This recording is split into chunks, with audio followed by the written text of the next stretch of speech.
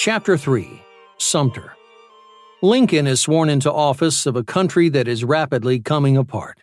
Though he extends an olive branch to Southern leaders, he refuses to concede Fort Sumter. South Carolina militia bombards the fort with a U.S. garrison inside. In response, Lincoln raises an army to protect federal property. In response, Virginia, the most populous Southern state, secedes. 3 other states immediately follow to join the Confederacy. Lincoln offers the command of the U.S. Army to U.S. Colonel Robert E. Lee. He replies he could not fight against his homeland of Virginia. March 4th, 1861.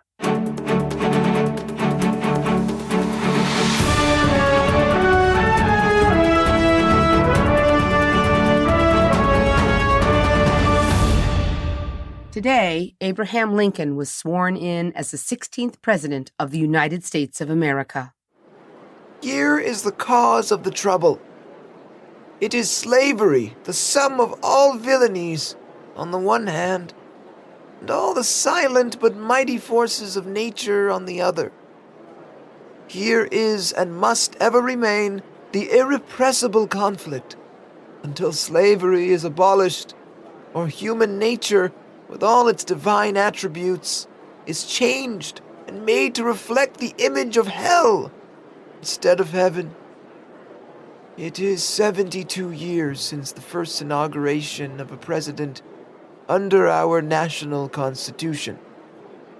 During that period, 15 different and greatly distinguished citizens have in succession administered the executive branch of the government. They have conducted it through many perils, generally with great success. Yet, with all this scope of precedent, I now enter upon the same task for the brief constitutional term of 4 years under great and peculiar difficulty. A disruption of the federal union, heretofore only menaced, is now formidably attempted. Plainly, the central idea of secession is the essence of anarchy. A majority held in restraint by constitutional checks and limitations, and always changing easily with deliberate changes of popular opinions and sentiments, is the only true sovereign of a free people. Unanimity is impossible. The rule of a minority as a permanent arrangement is wholly inadmissible, so that, rejecting the majority principle, anarchy or despotism in some form is all that is left. In your hands, my dissatisfied fellow countrymen, and not in mine, is the momentous issue of civil war. The government will not assail you. You can have no conflict without being yourselves the aggressors. You have no oath registered in heaven to destroy the government, while I shall have the most solemn one to preserve, protect, and defend it. We are not enemies, but friends. We must not be enemies. Though passion may have strained it, must not break our bonds of affection. The mystic cords of memory, stretching from every battlefield and patriot grave to every living heart and hearthstone all over this broad land, will yet swell the chorus of the Union, when again touched, as surely they will be, by the better angels of our nature. April 12th, 1861. At 4:30 a.m. this morning, Confederate batteries stationed around Charleston Harbor opened fire on Fort Sumter and the federal garrison under the command of Major Robert Anderson. 3 Navy vessels sent by President Lincoln to bring food to the men were steaming towards the mouth of the harbor when the shots rang out. April 14th, 1861. Today, the American stars and stripes came down, and the Confederate stars and bars rose over Fort Sumter as the federal garrison surrendered. They attacked Sumter.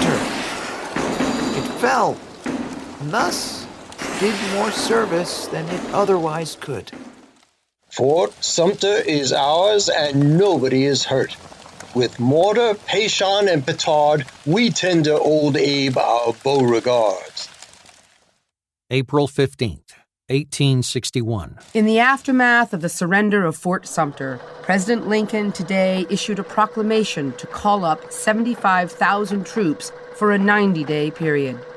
Almost immediately, the White House was besieged by telegrams expressing their support, including from Stephen Douglas, who ran against him in the election. Indiana was asked to supply 6 regiments. The governor offered 12. Ohio offered 20. Governor Andrew of Massachusetts wired that 2 regiments are already on their way to Washington. However, some in the military believe many more will be needed. U.S. Colonel William T. Sherman said, "Why, you might as well attempt to put out the flames of a burning house with a squirt gun." April 17th, 1861. In an emergency session today, the Virginia Convention voted to secede from the United States. This meeting was held in response to President Lincoln's call for troops. Participants said, "Virginians can never fight our Southern brethren." April 20th, 1861. With the statue of the father of our country standing tall above a crowd of over 200,000 in New York's Union Square today, Major Robert Anderson arrived carrying the 33-star flag that had flown above Fort Sumter. The multitude gathered in support of the Union cause following the capture of the South Carolina fort and the president's call for militia to quell the insurrection. The president of the New York Chamber of Commerce declared, "We are either for the country or for its enemies." April 29th, 1861. African slavery as it exists in the United States is a moral, a social, and a political blessing. Under the mild and genial climate of the southern states and the increasing care and attention for the well-being and comfort of the laboring class, dictated alike by interest and humanity, the African slaves have augmented in number from about 600,000 at the date of the adoption of the Constitutional Compact to upward of 4 million. In moral and social condition, they have been elevated from brutal savages into docile, intelligent, and civilized agricultural laborers, and supplied not only with bodily comforts, but also with careful religious instruction. Under the supervision of a superior race, their labor has been so directed as not only to allow a gradual and marked amelioration of their own condition, but to convert hundreds of thousands of square miles of the wilderness into cultivated lands covered with a prosperous people.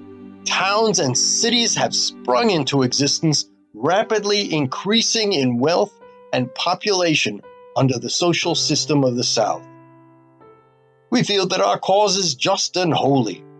We protest solemnly in the face of mankind that we desire peace at any sacrifice, save that of honor and independence.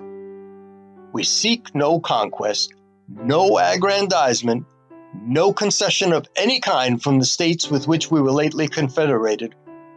All we ask is to be let alone, that those who never held power over us shall not now attempt our subjugation by arms. This we will, this we must resist to the direst extremity. May 3rd, 1861. Union General-in-Chief Winfield Scott presented his plan to defeat the Confederacy to President Lincoln today. The plan calls for an effective blockade of southern ports, a strong thrust down the Mississippi Valley with a large force, and the establishment of a line of strong federal positions to isolate the disorganized Confederate nation, quote, to squeeze the South to military death, end quote. Scott proposed that 60,000 troops move down the Mississippi with gunboats until they secure the river from Cairo, Illinois, to the Gulf, which, in concert with an effective blockade, would seal off the South. May 6th, 1861. Arkansas lawmakers voted 65-5 today, becoming the 9th Southern state to join the Confederate States of America. May 20th, 1861. The state of North Carolina voted today to secede from the American Union. This date was chosen to celebrate the anniversary of the Mecklenburg Declaration of Independence of 1775. June 8, 1861. The state of Tennessee voted to secede today in a very close referendum. Eastern Tennessee, firmly supportive of the Union, voted against separation, while the western third of the state voted for with equal weight. In February, Middle Tennessee barely kept the state in the fold with a 51% vote against. With emotions running high across the South, the Middle overwhelmingly voted to secede and join the Confederacy as its 11th state.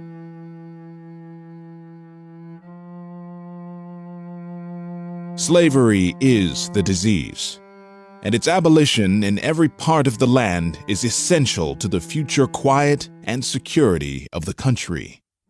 It is a matter of life and death.